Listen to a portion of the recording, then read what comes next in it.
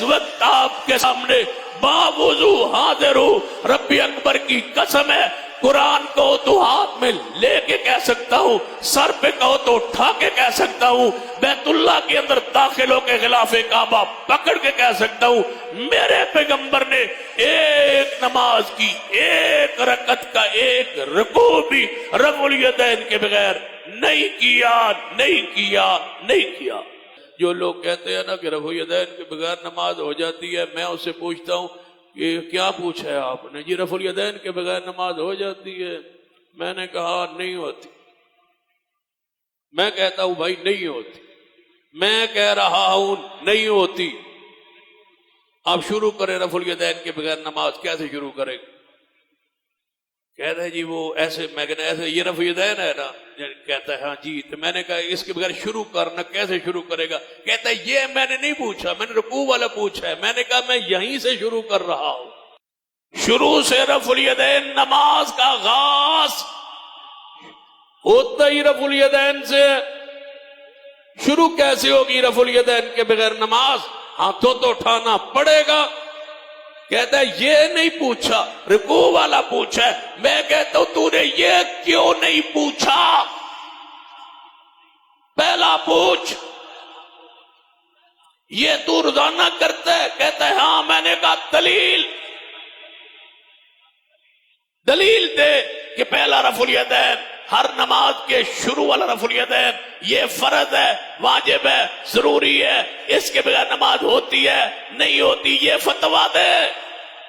जो फतवा पहले के बारे में मैं लिख के देता हूं वही फतवा दूसरे के बारे में। अगर पहला फर्ज है दूसरा फर्ज है, पहला सुन्नत है दूसरा सुन्नत है, पहला वाजिब है तो दूसरा वाजिब है, पहला मुस्तहब है तो दूसरा मुस्तहब है, पहला जायज है तो दूसरा जायज है। अगर पहले के बगैर नहीं होती मैं लिख के देता हूं, फिर दूसरे के बगैर भी नहीं होती।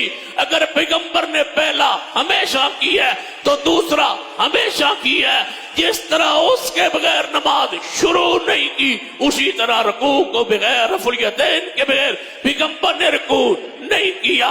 मैं इस वक्त आपके सामने बावुजू हाजिर हूं। रब्बी अकबर की कसम है, कुरान को तो हाथ में लेके कह सकता हूं, सर पे कहो तो उठा के कह सकता हूं, बैतुल्लाह के अंदर दाखिल होके खिलाफे काबा पकड़ के कह सकता हूं, मेरे पैगंबर ने एक नमाज की एक रकत का एक रुकू भी रफुल यदैन के बगैर नहीं किया, नहीं किया, नहीं किया।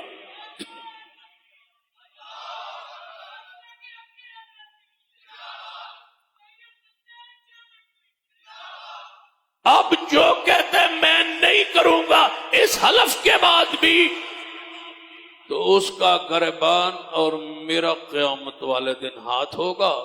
और अगर मैंने मस्जिद में बैठ के गलत बयानी की हो तो हाथ तेरा गिरबान मेरा हो। अल्लाह की अदालत होगी। अगर मैंने गलत बयानी की है, ला इल्मी में नहीं कह रहा, जो रफुल यदैन नहीं करते उनके दलाइल इस वक्त मेरे दिमाग में सारे अकली नकली दलाइल ज़ईफ जो कुछ है मेरे ज़हन में एक एक दलील घूम रही है।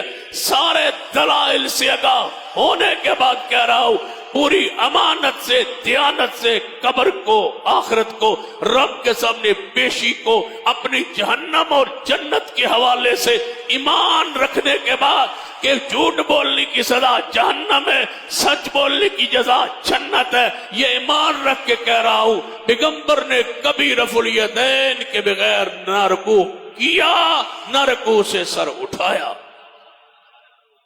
आखिरत कब्र को सामने रख के कहा। इसलिए कहता हूं जो करेगा इस हलफ के बाद नहीं करता तो क़यामत वाले दिन हाथ मेरा और गिरबान उसका होगा। मैंने अपनी जिम्मेदारी फरीजा पूरा कर दिया।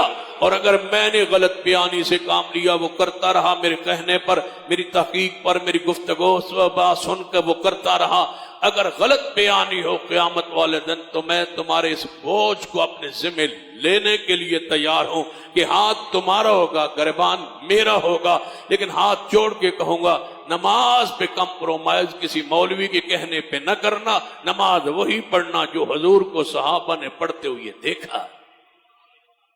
سردی کی شدت تھی، مالک بن ویرس فرماتے ہیں میں سردی کی شدت میں مدینے میں آیا تو صحابہ کو میں نے دیکھا چادروں سے ہاتھ باہر نکال کے رفع الیدین کرتے تھے۔ ہمیں سنت کو چھوڑ دیں، جس پر 400 سے زیادہ احادیث ہوں اس کو چھوڑ دے، جس پر امام بخاری کتاب لکھے مسئلہ رفع الیدین پر جز رفع الیدین ہم اس کو چھوڑ دے، جس پر عبداللہ بن عمر کنکریاں مارے اس شخص کو جو رفع الیدین نہ کرے ہم اس سنت کو چھوڑ دے، ہم اس سنت کو چھوڑ دے جس کے بارے میں عمر بن عبدالعزیز رحمت اللہ علیہ کو کہا چاہے کہ فلاں بندے سے آپ صلح کر لیں، آپ اس سے ناراض کیوں ہیں؟ فرمایا میرے پاس نہ لانا، وہ اس کا بھائی رفع الیدین کرتا ہے، وہ سختی کرتا ہے، سوٹیاں اس کو مارتا ہے، جو رفع الیدین سے نفرت کرے۔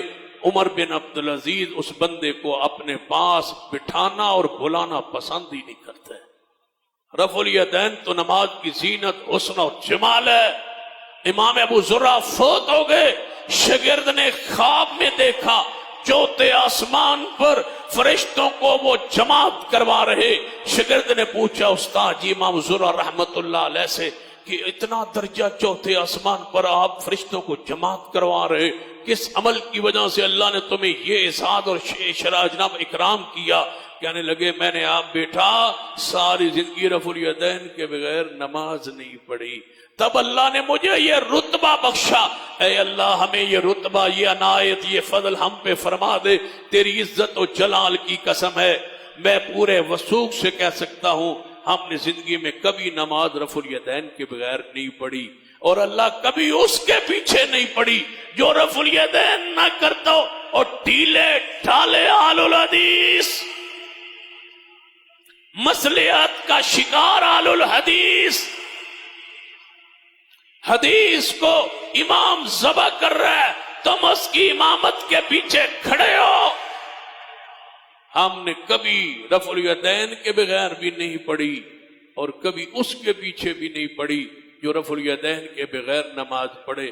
ہم اس سنت کو اس طرح لیتے ہیں جس طرح ہماری جان ایک ایک سنت پہ ہماری جان قربان ہے۔